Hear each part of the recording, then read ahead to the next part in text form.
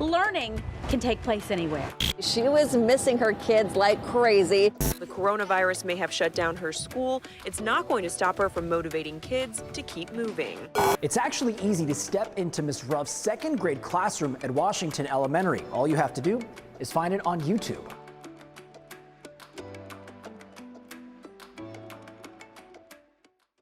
What are you doing here? Love. Teachers in general are amazing, incredible. But for special needs teacher, they have to go the extra mile. Grasshoppers and the ants. They sent me this video, and it was of this special needs teacher who went to visit her student. Obviously, with coronavirus, school is out. So she decided she was going to go visit her students at home, still using social distancing. So what she did was she took a couple of books, she took a couple of items to give to his parents. It was raining. She stood in the rain and read this 15-year-old boy a story. When he saw her, his reaction was so beautiful. This young man at 3 was in daycare. He was left in the back seat of a van on a hot day and, traumatic brain injury from there. So he has never been the same since then.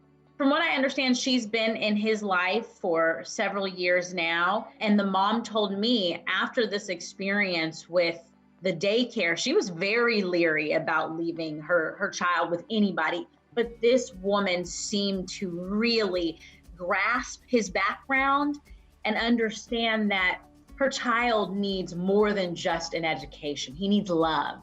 And on top of that, she has a special needs child of her own. So if that doesn't say something to you, nothing else will about who this woman is. I just think that's great that she would go above and beyond. He's not in his normal school environment. I'm sure he's wondering why we're all at home every single day together. You can have the conversation. You can explain on a child's level what this virus is, why we can't go to school, versus Demarion, who can't talk. He can't hear, he can't see very well. This is hard to help him understand where we are in the world right now and why he isn't going to school and why his everyday has changed. I think for special needs student, routine is extremely important. It's important for young people in general, but for anyone who's not able to understand why something would change, routine is so important. But love is the most important thing that we all have. And what this teacher did was an extension of love. And she says it herself. Letting them know I'm here and still loving them. Recently, I decided that I wanted to connect with my students. So I got some note cards and I wrote to each one of my students just to let them know I'm thinking about them and their families. I was looking through social media and I ended up running across a post by the Sacramento City Unified School District, and they were giving a shout out to Barbara Auld because she wrote all of her students 22 cards just telling them how much she missed them. I hope they felt that I'm thinking of them, I care about them. Her eyes were watery and you could tell how much she really missed her students.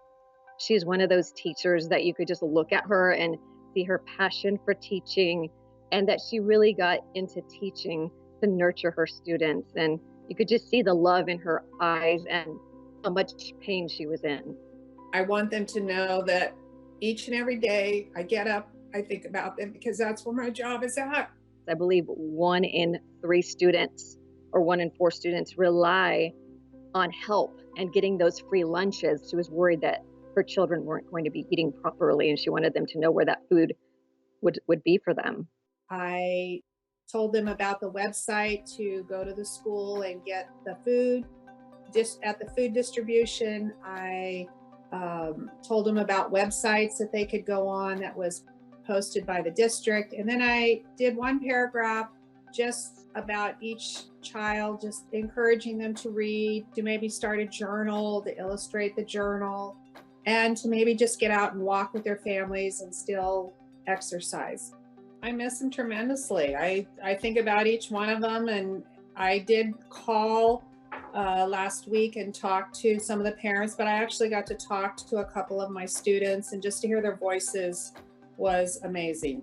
That just really touched my heart, especially because I'm a mother right now, having to homeschool my own children and just knowing how much my own children are missing their teachers. So it kind of brought me to tears. I shed a few tears just thinking what a sweet thing that a teacher like this would reach out to her students. I told them to read. I told them to keep that journal. I'm thinking of them. I'm hoping that we're going to get back together soon. That's my hope, that I will still get to see them before they go on to third grade next year. And I think she finally got to see them for the first time last Monday, because that's when the Sacramento City Unified School District finally implemented distance learning. So it had been a whole month. I can take a game and see how it's written for a gym and adapt it to make it work in a living room. So I reached out to our local school district and asked, are there any teachers, whether it be art or music or PE or anybody doing anything to stay in touch with their students? The school district got back to me and said, yes, we have a PE teacher who has started a blog. This is a stick game. You can go collect sticks from your backyard. She was super enthusiastic. She was like, I would love to talk to you about it and, get the word out that, it doesn't have to be a Wilder parent or kid who accesses this. Anybody in the district can access this because it's a blog. It's, online. She has 4 kids, so she's a full house as it is. And, I said, why do this? You've got obviously a lot on your plate already as you and your husband are stuck at home with your kids all day long. And she said, I just wanted to find a way to stay connected to my students. We started recording videos. And she said, I thought it was really important that they see me and that they see that I'm okay and my kids are okay and we're all okay, even though we can't be at school and we can't be in our normal PE class. And it was funny because, her kids loved doing it as much as she liked doing it. They're kind of the guinea pigs for these indoor activities. And so they got to be the demonstrators and they would make it like a competition. She said some of those videos turn into blooper reels because, everybody's laughing or, people are falling down and it's just silly. And she said, I know from my own experience having all my kids home that they have a lot of energy and they have to find a way to expel that energy. It's really important that kids, stay active. Generally, kids, they should always have about 60 minutes of physical activity a day. I mean, any parent, if they think about outside the box, can find an activity that their kids can do while they're stuck at home. But she's like, I know what we do in PE class and how it can be modified to fit in your basement or in your living room or in your backyard.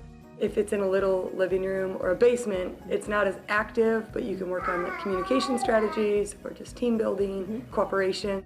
It's been really amazing to see how these school districts and the teachers within them are stepping up and trying to take care of their students at a time that really nobody could have predicted this would ever happen. Because I miss you guys so much.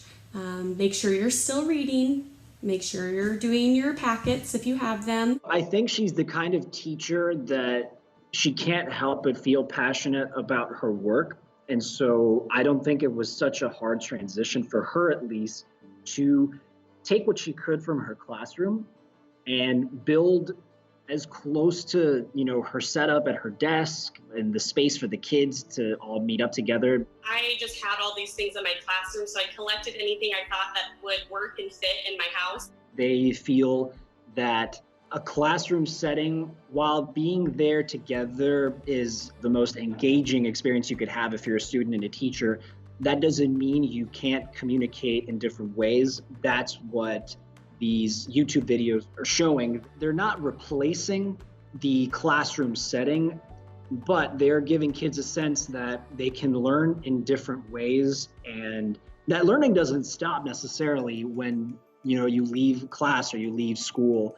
So here's our results. And I also think she's the kind of teacher that thinks, well, if my kids see me in what looks like the most natural environment possible, which is, they see me every day in our classroom, this is a comfortable, a safe space for all of us, then it's just going to make those interactions, or the videos at least, I think easier to enjoy. Getting constant messages from parents and students on how much they enjoy seeing these videos, and just, I think we all need that connection for each other. My understanding is the kids are still kind of logging on and she can produce these videos pretty consistently.